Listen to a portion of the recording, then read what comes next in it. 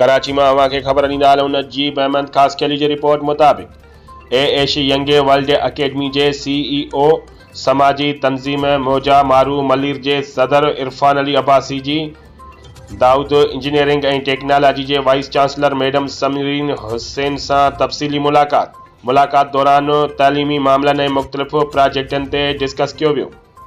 उन मौके ते डॉक्टर समरीन हुसैन पंहिंजी गुफ्तगू में चयो त असां जॾहिं नुसरत भुट्टो यूनिवर्सिटी सखर और अरोड़ यूनिवर्सिटी जो बुनियाद विधो त उन वक्त उते कुछ भी न हो।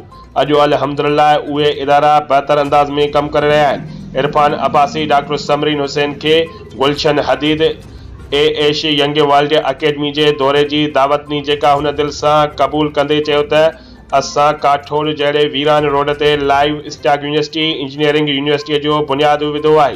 उहे इदारा भी उते बेहतर अंदाज में कम कर रहा है। डॉक्टर समरीन इरफान अब्बासी के चयो त इहा खुशी जहिड़ी ॻाल्हि आहे त एश यंग वर्ल्ड अकेडमी गुलशन हदीद ज़ियाउद्दीन यूनिवर्सिटी बोर्ड से अलहाक करे कम करे रही है। मुलाकात का पोइ doctor Samreen Hussain Dawood engineering university के मुख्तलिफ फैकल्टी और ब्लॉकन जो दौरो करायो। इरफान अब्बासी चयो त यूनिवर्सिटी के अंदर बेहतरीन ऑडिटोरियम जो थियल कम काबिले तारीफ़ है। उन मौके ते मोहरो में आयल माहिर तालीमदान CEO विजन साइंस कॉलेज मोहतरम सैयद मोहसिन अली शाह पिण मौजूद हो।